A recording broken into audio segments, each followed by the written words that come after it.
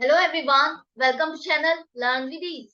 आज का टॉपिक है company accounts, issue of shares, जिसमें हम सॉल्व करेंगे question number 60 chapter 6 GK Goyal की बुक से क्लास 12 अकाउंट्स के लिए।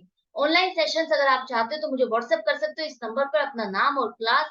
आप मुझे फॉलो कर सकते हो Telegram channel learn with ease official, जहां पर आप अपने डाउट्स और कमेंट्स लिख करके भेज सकते हो। तो सुजुकी लिमिटेड एक कंपनी है जिसने 60,000 शेयर्स को पब्लिक को ऑफर किया है, इशू किए हैं कि पब्लिक इसके 60,000 शेयर खरीद सकती है। एक शेयर की वैल्यू है 10 रुपए और 30% प्रीमियम। 30% प्रीमियम कितना हो जाएगा? 10 रुपए का 30% 3 रुपए, मतलब कि एक शेयर को परचेज करने के लिए किसी को भी 13 रुपए पे करने होंगे। 4 डिफरेंट इंस्टॉलमेंट में डिमांड करी जाएगी, 4 डिफरेंट इंस्टॉलमेंट में आपको 13 रुपए पे करने। कंपनी ने 60,000 शेयर्स ऑफर किए हैं, लेकिन पब्लिक ने 95,000 शेयर्स के लिए एप्लीकेशन कंपनी में जमा कर दी। मतलब कि 95,000 शेयर्स आपके बिक सकते हैं, लोग खरीदने को तैयार है। लेकिन आप सिर्फ 60,000 शेयर्स आपने इशू किए हैं, तो इतने ही अलॉट कर सकते हो। सारे 95,000 शेयर एप्लीकेशन पर आप सबको शेयर्स अलॉट नहीं कर सकते।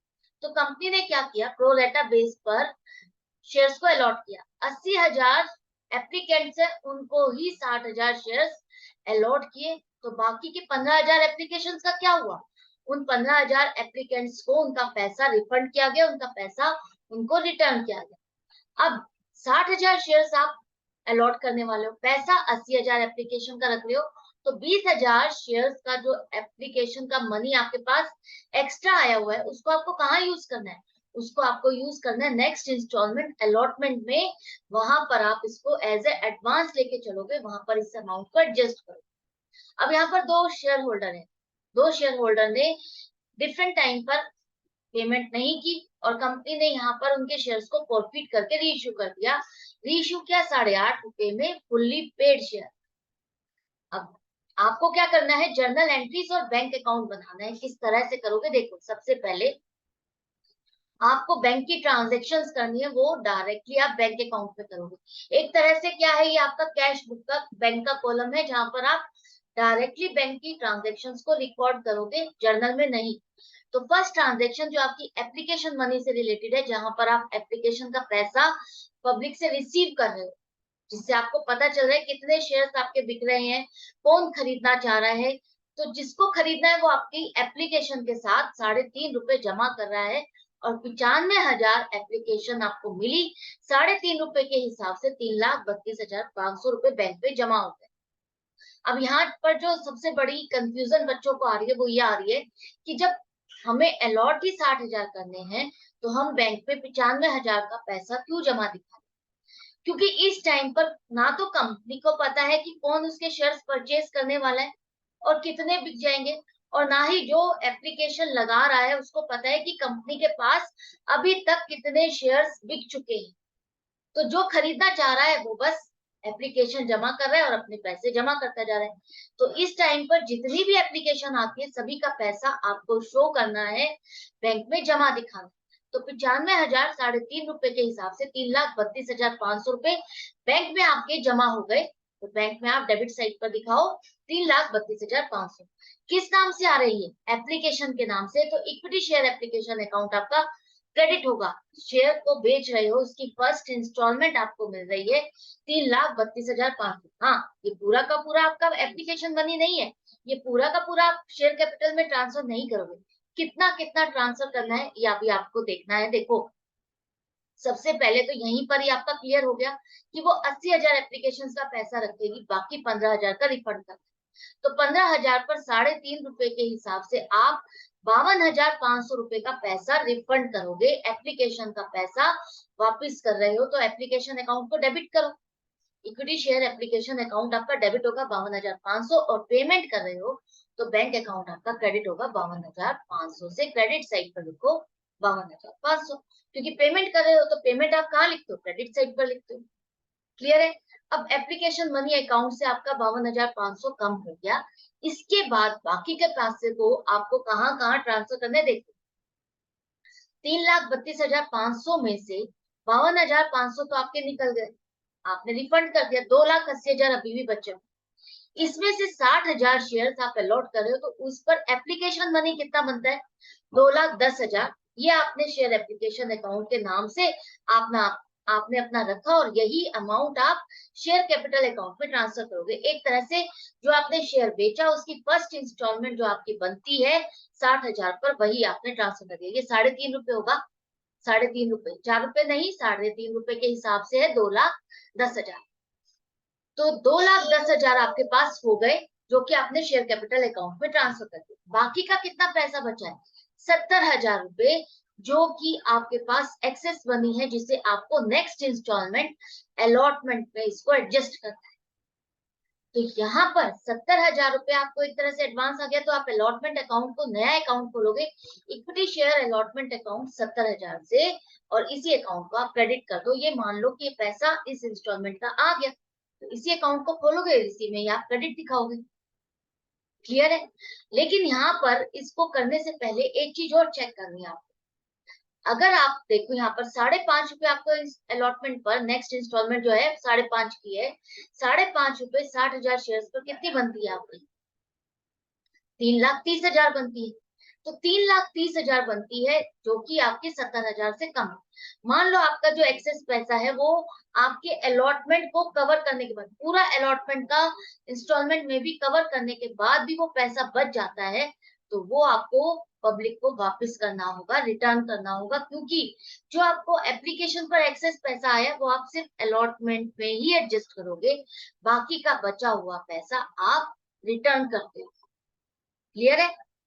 जब तक कि क्वेश्चन में ना लिखा हो कि आप उसे कॉल्स के साथ भी एडजस्ट कर सकते हो, आप उसे सिर्फ और सिर्फ अलॉटमेंट में ही एडजस्ट। इतना तक हो गया। अब देखते हैं अलॉटमेंट की कॉल आपको जो ड्यू की बनानी है वो क्या बनेगी। 60,000 शेयर अलॉट कर रहे हो, 60,000 आपको पता भी है किसको अलॉट करने हैं, और 60,000 शेयर पर अब आपको 5.5 रुपए मिलने वाले हैं, तो नया अकाउंट खोल लो। आपका 3,30,000 रुपए इक्विटी शेयर अलॉटमेंट के नाम से पब्लिक से पैसा आपको मिलना है। इतना मिलना चाहिए। आपने एक ड्यू की एंट्री बनाई ताकि आप ट्रैक रख सको कि पब्लिक से इतना पैसा आया या नहीं आया। अगर आप मिक्स कर दोगे तो आप समझ ही नहीं पाओगे कि किस इंस्टॉलमेंट में किसने डिफॉल्ट की। तो आपको हर इंस्टॉलमेंट पे एक अलग अकाउंट खोलना है। इक्विटी शेयर अलॉटमेंट अकाउंट आप अलग से खोलोगे। अब ये 5.5 रुपए में से जो 2.5 रुपए हैं, 3 रुपए आपका प्रीमियम है ना, तो 2.5 रुपए आपका क्या हुआ? Face value. फेस वैल्यू जितनी है वो 1,50,000 रुपए, वही आप शेयर कैपिटल अकाउंट में ट्रांसफर करोगे। प्रीमियम का अमाउंट आप अलग से सिक्योरिटीज प्रीमियम अकाउंट खोलोगे और उसमें दिखाओगे 3 रुपए के हिसाब से। तो 3,30,000 रुपए में से 1.5 लाख आपका शेयर कैपिटल है और 1,80,000 प्रीमियम का पैसा है। दोनों अकाउंट में आपने ट्रांसफर कर दिया। मान लिया आपने पब्लिक से इतना पैसा लेना है और ये पूरा का पूरा पैसा आ गया और आपने रिलेटेड अकाउंट में क्रेडिट भी कर दिया जिससे रिलेटेड है। लेकिन आया कितना पैसा? अब ये देखो, जो बैंक में पैसा आया वही आपका एक्चुअल पैसा आपको रिसीव हो रहा है। यहाँ पर एक्स एक शेयर होल्डर है, उसने 1,500 शेयर्स पर अलॉटमेंट की पेमेंट नहीं। तो सबसे पहले देखो, आपको अलॉटमेंट में लेना कितना था? 3,30,000। एडवांस आपको कितना मिला हुआ है एप्लीकेशन के टाइम पर? 70,000। इसको एडजस्ट करना मैक्सिमम ऑफ टाइम आप लोग भूल जाते हो, नहीं करनी है ऐसी गलती। ये छोटे छोटे पॉइंट है, सिली पॉइंट है, जहां पर आप सिली मिस्टेक्स कर देते हो। ऐसी गलतियां नहीं करनी। 70,000 माइनस करो, 2,60,000 अब आपको मिलने हैं। 2,60,000 में से 1,500 शेयर्स जिसको अलॉट किए गए, उसने अलॉटमेंट का पैसा नहीं दिया। तो जैसा कि प्रोरेटा बेस पर अलॉटमेंट हुई है, इसका मतलब इसको अगर अलॉट 1,500 शेयर्स हुए हैं तो इसने अप्लाई एप्लीकेशन कुछ और नंबर ऑफ शेयर्स के लिए थे। मतलब कि कुछ और नंबर, ज्यादा नंबर ऑफ शेयर्स परचेज करना चाहता था, लेकिन अलॉट उसको इतने हुए। तो आप वो एप्लीकेशन का नंबर कैसे निकालोगे? उसको निकालने के लिए एक सिंपल सा तरीका है, जो मैंने बहुत बार लास्ट के क्वेश्चन से समझा दिया है। फिर से समझो। एप्लीकेशन कितनी? आप 80,000 रख लो, 95,000 नहीं, 15,000 तो आपने रिटर्न कर दी, तो 80,000 बची है। 80,000 हो गए। 80,000 एप्लीकेशन पर आप 60,000 शेयर अलॉट कर, ये एक तरह से आपकी रेशियो बन गई। अब आपके पास यहाँ पर अलॉटेड शेयर है एक्स के अलॉटेड शेयर है 1,500, लेकिन यहाँ पर एप्लीकेशन कितनी है उसकी ये नहीं पता। तो उसको निकालने के लिए आप लोग कंफ्यूज क्या होते हो कि कौन सा नंबर ऊपर लिखे। यहाँ पर रेशियो तो बन गई, लेकिन इसको फॉर्मेट कैसे करें? अरे जहां पर आपकी मिसिंग वैल्यू है, क्वेश्चन मार्क आपने लगाया है, उसी का नंबर आप सबसे पहले ऊपर लिखोगे। ये नंबर आपको निकालना है, तो इसी नंबर को ऊपर लिखो। 80,000 को एप्लीकेशन निकालनी है, तो एप्लीकेशन वाला नंबर ऊपर, अलॉटमेंट वाला नंबर नीचे, और 1500 से मल्टीप्लाई कर दो तो आ जाएगा आंसर। 2000 शेयर के लिए एप्लीकेशन उसने जमा, मतलब कि वो 2000 शेयर खरीदना चाहता था। 2000 शेयर एप्लीकेशन के साथ उसने 3.5 रुपए जमा किए, 7,000। लेकिन कंपनी ने उसको 1500 शेयर से लौट किए, पैसा उसका 7,000 रुपए रखा है। तो 1500 शेयर पर 3.5 रुपए के हिसाब से एप्लीकेशन का मनी आपने एडजस्ट किया 5,250, बाकी का पैसा 1,750 उसका बचा हुआ है। एक्स का पैसा ये बचा हुआ है 1,750, जिसे अलॉटमेंट नेक्स्ट इंस्टॉलमेंट के लिए एडजस्ट किया। 70,000 में इंक्लूडेड है ना ये पैसा, एडजस्ट किया। इसका मतलब 1,750 तो अलॉटमेंट का पैसा आया हुआ है उससे। लेना हमें कितना था अलॉटमेंट पे? 1500 शेयर्स पर 5.5 रुपए के हिसाब से। जब भी कोई शेयर होल्डर है वो पेमेंट आपको पूरी करेगा ना, अलग अलग तो नहीं करेगा, प्रीमियम का पैसा दिया या नहीं दिया, या उसका आपको फेस वैल्यू का पैसा मिला या नहीं मिला, आपको अलग अलग करके नहीं देगा। वो 5.5 रुपए आपने डिमांड किया, तो 5.5 रुपए के हिसाब से ही आपको कैलकुलेशन करना। तो 5.5 रुपए के हिसाब से आपको मिलने चाहिए थे 8,250 रुपए। 1,750 आपके पास ऑलरेडी उसका पैसा है, तो आप यहाँ पर इसको माइनस कर दो, और बाकी का बैलेंस 6,500 रुपए, इसको आप ये लेके चलो कि उससे पैसा नहीं आया। बाकी का पैसा तो उसका आ गया ना, 17,500। 6,500 रुपए जो उसको पे करना था वो उसने नहीं दिया, उसको लेस करो। 6,500 को लेस करने के बाद बाकी का पैसा आपको मिल गया। 6,500 नहीं मिला, लेकिन बाकी का पैसा आपको मिल गया 2,53,500 रुपए। यही आपके बैंक में पैसा आया है, यही आप इसको दिखाओगे। तो आपकी एंट्री क्या बनेगी? Bank account debit 2,53,500 to equity share allotment account credit करो 2,53,500। इतने से पैसा आपको रिसीव हुआ, अलॉटमेंट के नाम पर बैंक में जमा हो गया।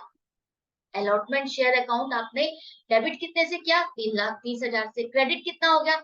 70,000 पहले किया आपने, 2,53,500 अब किया। बाकी का बैलेंस 5,000 सॉरी 6,500 रुपए अभी जो उसने पेमेंट नहीं की, वही आपका बैलेंस स्टैंड कर रहा है, जो कि पेमेंट आपको नहीं मिली। क्लियर है? समझ में आ गया? अब चलते हैं आगे, अलॉटमेंट तक पहुंच गए। अभी अलॉटमेंट पर उसके शेयर्स को फॉरफिट नहीं किया, अभी आपका यहाँ पर फर्स्ट कॉल की भी पेमेंट मांगी है, उसके बाद उसके शेयर्स को फॉरफिट किया है। ये बहुत इंपॉर्टेंट पॉइंट है, ध्यान से रीड करा करो कि फॉरफिट कब कर रहा है कंपनी ने। तो फर्स्ट कॉल ऑफ डिमांड करो, फर्स्ट कॉल पे भी हम पूरे शेयर्स दिखाएंगे। 60,000 शेयर्स पर 2 रुपए अब आपको लेने हैं पब्लिक से। तो नया अकाउंट, नई इंस्टॉलमेंट, नया account, equity share first call account debit करो 1,20,000 से। और ये आपने मान लिया कि पैसा आ गया, शेयर कैपिटल अकाउंट में भी क्रेडिट कर दिया। ठीक है, लेकिन अब यहाँ पर एक्स ने आपको फर्स्ट कॉल की पेमेंट नहीं की। पेमेंट कितनी आई है ये देखो। फर्स्ट कॉल पर 1,20,000 आपको लेने थे, 1,500 शेयर जिस पर एक्स ने पेमेंट नहीं की वो है 3,000 रुपए, आपको नहीं मिले। इसी तरह से वाई एक शेयर होल्डर है जिसको 2,400 शेयर आपने अलॉट किए थे, शेयर होल्डर ऑफ 2,400 शेयर, मतलब इसको अलॉटमेंट हुई है, 2,400 शेयर है उसके पास, उस पर उसने फर्स्ट कॉल की पेमेंट नहीं की। To pay the two calls, two calls का मतलब है फर्स्ट कॉल की इसने पेमेंट नहीं की, 2,400 शेयर्स पर भी 2 रुपए आपको नहीं मिले, 4,800। तो ये दोनों माइनस करने के बाद बाकी का पैसा आपको मिल गया 1,12,200। यहाँ पर हमने एप्लीकेशन, नंबर ऑफ एप्लीकेशन क्यों नहीं कैलकुलेट किया? सोचो, हमने इसलिए नहीं कैलकुलेट किए क्योंकि जो एप्लीकेशन का एक्स्ट्रा पैसा था वो आपको अलॉटमेंट में एडजस्ट करना था। अलॉटमेंट तक की कहानी हो चुकी, वाई ने अलॉटमेंट का पैसा दे दिया है, तो आपको वहां पर उसका डिफॉल्ट का या कुछ भी चेक करने की जरूरत नहीं है कि उससे अलॉटमेंट में कितना पैसा है। अलॉटमेंट तक आपने एक्सेस पैसा एडजस्ट कर दिया है, फर्स्ट कॉल पर तो अब आपको जो पैसा ड्यू है उतना ही आपको चेक करना है। तो जो 2,400 शेयर उसको अलॉट किए, उतने पर ही उससे पैसा आपको लेना है 4,800, जो कि उसने नहीं किया। तो पैसा आपके पास आया 1,12,200, वही बैंक में जमा हुआ, फर्स्ट कॉल के नाम पर आया है इतना पैसा 1,12,200। आपने दिखाया कितना? 1,20,000 से आपने डेबिट किया, क्रेडिट 1,12,200, मतलब कि 7,800 रुपए का इस अकाउंट में अभी भी बैलेंस स्टैंड कर रहा है। क्यों? क्योंकि ये 2 शेयर होल्डर है जिससे पेमेंट नहीं आई है, तो ड्यू अभी आपका स्टैंड करेगा। फर्स्ट कॉल हो गई। फर्स्ट कॉल के बाद कंपनी ने एक्स के शेयर्स को फोरफीट कर दिया। एक्स के शेयर्स को फोरफीट कर दिया मतलब कि उसके शेयर्स को कैंसिल कर दिया। उसको शेयर्स अलॉट नहीं किए जाएंगे, उसके 1500 शेयर्स को, और साथ में उसका जो पैसा है वो भी आप रिटर्न नहीं कर। तो एक्स के शेयर्स को कब फॉरफिट किया जा रहा है? फर्स्ट कॉल के बाद। तो फर्स्ट कॉल तक अब आप देखो यहाँ पर कितना पैसा कंपनी अभी डिमांड करती है, उतने से ही आपको शेयर कैपिटल रिवर्स करनी है। तो आपकी 3.5 रुपए एप्लीकेशन और अलॉटमेंट पर 2.5 रुपए फेस वैल्यू जो होती है, उतने से ही तो आप शेयर कैपिटल को रिटर्न करोगे, रिवर्स करोगे।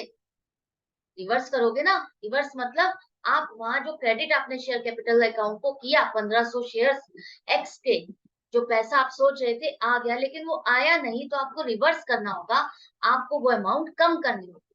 तो यहाँ पर 3.5 प्लस कितना दिखाओगे आप? 3.5 प्लस 2.5 कितना हो गया? 6, और प्लस फर्स्ट कॉल 8 रुपए। 8 रुपए फेस वैल्यू आप दिखाओगे शेयर कैपिटल को रिवर्स करके, तो 1500 शेयर पर 8 रुपए आपके हो जाएंगे 12,000। 12,000 रुपए से आपने शेयर कैपिटल को रिवर्स किया। इससे आपको अलॉटमेंट पर जो आपको प्रीमियम का पैसा मिलना था वो भी नहीं मिला, 3 रुपए, जो कि आपने ड्यू के टाइम पर एंट्री बनाई थी कि सभी से पैसा आ गया, प्रीमियम का पैसा आ गया, आपने सारा पैसा प्रीमियम का क्रेडिट भी कर दिया था, करा था ना। लेकिन ये 1500 शेयर्स पर अगर आपको प्रीमियम का पैसा नहीं आया, तो आप इसको रिवर्स करोगे, आप इसको एक्सेस अननेसेसरीली प्रीमियम अकाउंट में नहीं शो करोगे कि 1500 शेयर्स पर आपको 3 रुपए मिल गए। आपको ये पैसा रिवर्स करना होगा, डेबिट करना। जब तक शेयर होल्डर से प्रीमियम का पैसा नहीं मिलता, आप उसको रिवर्स करोगे। अगर मिल जाता तो हम उसको वहीं पर ही रहने देते, लेकिन अब यहाँ पर नहीं मिला तो आपको सिक्योरिटीज प्रीमियम अकाउंट को भी रिवर्स करना होगा, 3 रुपए से 45। अब उससे आपको कितना कितना पैसा किस कॉल पर नहीं मिला। शेयर अलॉटमेंट पे ध्यान रखना हमेशा कि आपका कितना पैसा उसने नहीं दिया, after adjustment of application money वही आपको लिखना है। तो इक्विटी शेयर अलॉटमेंट में जो 6,500 रुपए का बैलेंस स्टैंड कर रहा है, यहाँ पर आप क्रेडिट कर दो, क्योंकि आपने शेयर कैपिटल को भी रिवर्स किया है ना, कि इतना पैसा आपको नहीं मिल रहा शेयर कैपिटल में, किससे रिलेटेड? अलॉटमेंट से। अलॉटमेंट का ये भी आप क्रेडिट कर दो, इसको भी आप क्लोज करोगे, क्रेडिट करोगे। फर्स्ट कॉल पे आपको 3,000 नहीं मिले, ये अकाउंट भी क्लोज हो जाएगा। मिले कितने उससे आपको? जितना पैसा उससे मिला है कंपनी उसको रिवर्स नहीं करने वाली, रिफंड नहीं करने वाली, तो वो पैसा कंपनी का इनकम है जिसे नए अकाउंट फॉरफिटेड शेयर अकाउंट में आप डालोगे। तो यहाँ पर मैंने 2,000 क्यों लिखा है, 1500 क्यों नहीं लिखा? यहाँ पर मैंने 2,000 इसलिए लिखा है क्योंकि 2,000 की एप्लीकेशन, 2,000 शेयर्स की एप्लीकेशन उसने दी थी, जिस पर 3.5 रुपए उसने जमा किए थे, तो टोटल पैसा हमें 7,000 रुपए उससे मिला है। आपको यहाँ पर 1500 से कैलकुलेशन नहीं करनी, आपको एक्स की अगर कैलकुलेशन करनी है कि उससे पैसा आपको कितना मिला, तो आपको उसका एप्लीकेशन देखना होगा, उसने एप्लीकेशन कितनी लगाई है, उस पर आपको 7,000 रुपए मिले हैं, वही आप उसको रिफंड नहीं करोगे, वही उसका फॉरफिटेड शेयर अकाउंट में क्रेडिट किया जाएगा। फॉरफीचर की एंट्री बन गई, अच्छे से समझ में आ गई हर फिगर। अब चलो, यहाँ पर सेकंड कॉल की डिमांड कर रही है कंपनी, फॉरफिट कर लिए, सेकंड कॉल की डिमांड करनी है, तो सेकंड कॉल अब आपको कितने शेयर्स की करनी है? 1500 शेयर अब आपके कम हो गए, 60,000 पर नहीं डिमांड करनी। अब 60,000 में से 1500 कम कर दो तो 58,500 शेयर ऐसे हैं जिस पर अब आपको कॉल करनी है, सेकेंड कॉल 2 रुपए के हिसाब से। आपको लगता है पब्लिक से पूरा पैसा आ जाएगा, आपने नया अकाउंट खोला, equity share second and final call account, और ड्यू की एंट्री बनाई कि इतना पैसा अब मुझे पब्लिक से लेना है सेकेंड कॉल पर, और आपको लगता है मिल जाएगा, आपने शेयर कैपिटल अकाउंट में ट्रांसफर भी कर दिया। लेकिन यहाँ पर मिला कितना? एक्स तो अब आपका निकल गया, वो तो डिफॉल्टर हो गया, उसके शेयर्स भी फॉरफिट कर दिए। 1,17,000 आपको लेना था सेकंड कॉल, ये सेकंड कॉल है, फर्स्ट कॉल नहीं, फाइनल कॉल है। फाइनल कॉल पर 1,17,000 आपको लेने थे, 2400 शेयर जो वाई के थे उसने सेकंड कॉल की भी पेमेंट नहीं की, तो 2 रुपए के हिसाब से 4800 रुपए आपको नहीं मिले, तो बाकी का बैलेंस 1,12,200 रुपए आपको मिले। फाइनल कॉल है ये, फाइनल कॉल का पैसा 1,17,000 में से 1,12,200 मिले। तो यहाँ पर आपका सेकंड कॉल का 1,12,200 रुपए आप जमा दिखाओ बैंक में। एंट्री क्या बनेगी? Bank account debit to equity share second and final call account 1,12,200 रुपए। कितने से आपने इसको डेबिट किया था? 1,17,000 से। मिला कितना? 1,12,200। तो अब इस अकाउंट पे कितना बैलेंस स्टैंड कर रहा है? 4800 रुपए। क्यों? क्योंकि 22 से पैसा नहीं मिला, उसका बैलेंस स्टैंड कर रहा है। अब जब सारा फाइनल कॉल कर ली, 22 से पेमेंट नहीं मिली है उससे 2400 शेयर, तो अब कंपनी ने उसके शेयर्स को भी फॉरफिट कर दिया। तो अब वाई के शेयर्स को फॉरफीचर की एंट्री क्या बनेगी? देखो, वाई के शेयर्स को फॉरफिट करने से पहले कंपनी ने अपना पूरे शेयर की जो वैल्यू है उसको डिमांड कर चुकी है। 10 रुपए तक की पूरी वैल्यू डिमांड कर चुकी है। 10 रुपए तक आपने पूरा शेयर कैपिटल अकाउंट को क्रेडिट किया। अब ये शेयर्स कैंसिल कर रहे हो, फॉरफिट कर रहे हो, तो शेयर कैपिटल भी आपकी कम हो जाएगी।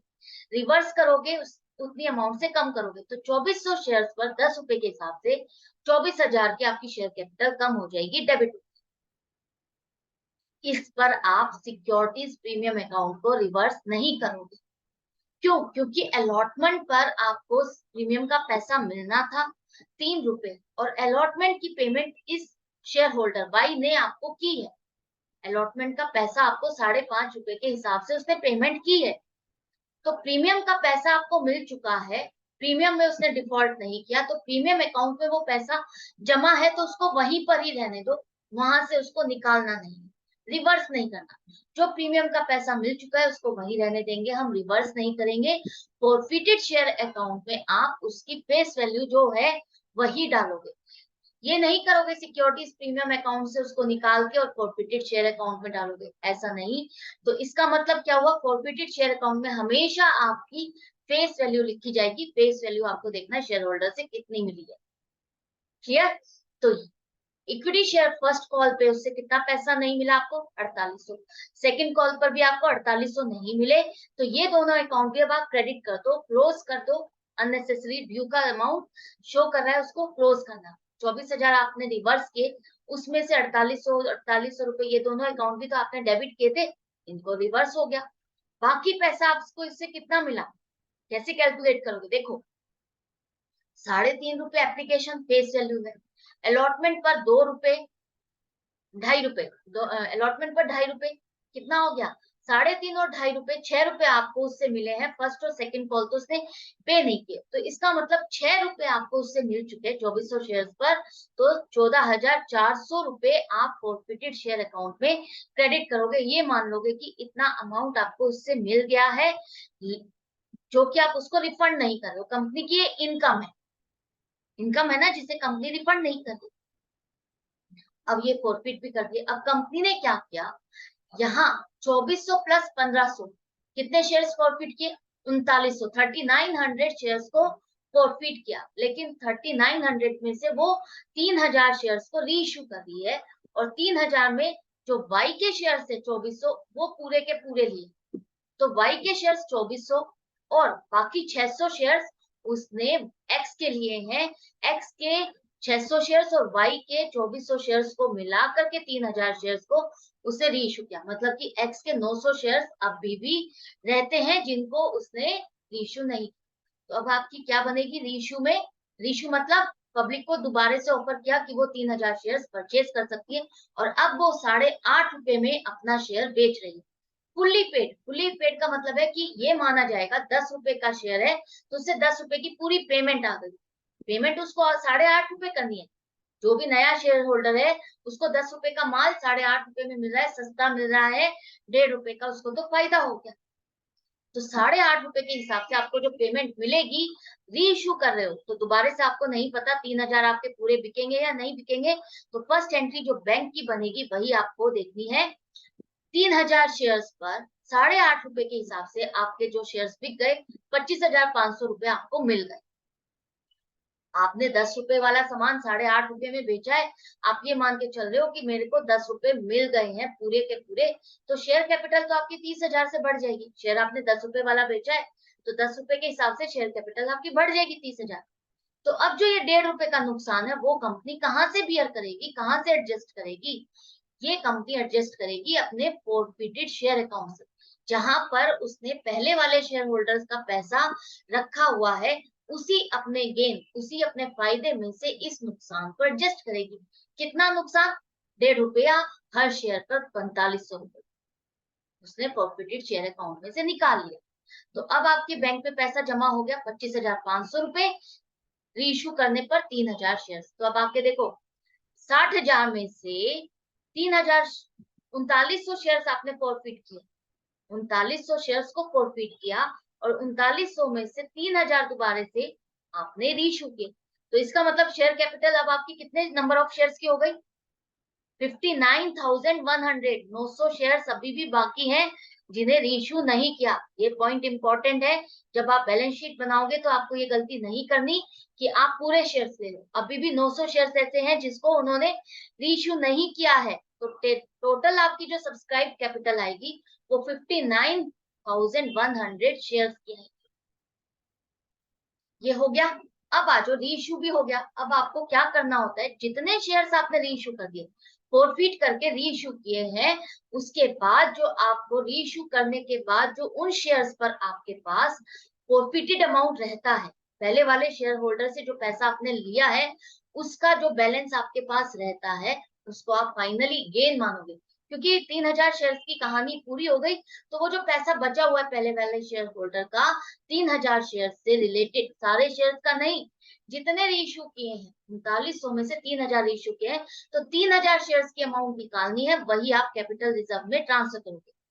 तो 2400 शेयर्स की तो आपको पता है, वाई के शेयर है, उसमें आपको 14,400 रुपए आपको मिले थे जो कि आपने फॉरफिट कर। लेकिन एक्स के आपने 1500 में से 600 शेयर्स यूज कर रहे हैं, और 600 शेयर्स पर आपने कितना पैसा फॉरफिट किया वो निकालना है आपको। तो कैसे निकालो? आपने 1500 शेयर्स उसको अलॉट किए और उसने पैसा आपको कितना दिया हुआ है? 7,000। 7,000 रुपए आपने उसके रखे। तो 1500 शेयर्स पर अगर आपको निकालना है कि एक शेयर पर उसका पैसा आपने कितना रखा, तो उसको 1500 से डिवाइड कर दो, 7,000 को 1500 से डिवाइड कर दो, तो एक शेयर पर आपका पैसा आ जाएगा जितना आपने रखा उसका। 600 से मल्टीप्लाई कर दो तो 2800 रुपए आएगा, जो कि 600 शेयर्स पर आपने उसका पैसा कितना रखा आपको पता चल गया, आपको मिल गया। क्लियर है? समझ में आ गया? तो टोटल फॉरफिटेड अमाउंट 3000 शेयर्स की 17,200 है, जिसमें से आपने अपने रीइश्यू का लॉस 4500 रुपए डेबिट किया, उसको माइनस करोगे, बाकी कितना बचा? बाकी बचा 12,700, जिसे अब आप कैपिटल रिजर्व में फाइनली ट्रांसफर करो। ये कैलकुलेशन समझ लो, वर्किंग नोट अच्छे से बनाने हैं। अगर एक बार अच्छे से समझ लिया किस तरह से प्रेजेंट करना है, किस तरह से कैलकुलेशन करनी है, तो ये क्वेश्चन आपके लिए बहुत इजी है, बहुत इजी है। मैं अपनी तरफ से हर छोटे से छोटे पॉइंट को आपको क्लियर करती हूँ कि ये फिगर आपने क्यों ली है, क्यों कैलकुलेट की है, कैसे कैलकुलेट की है, कहाँ से आई है, आपको अच्छे से समझाती हूँ। अगर फिर भी कहीं डाउट या कंफ्यूजन रह जाती है तो आप कमेंट सेक्शन पर जरूर लिख करके पूछ सकते हो।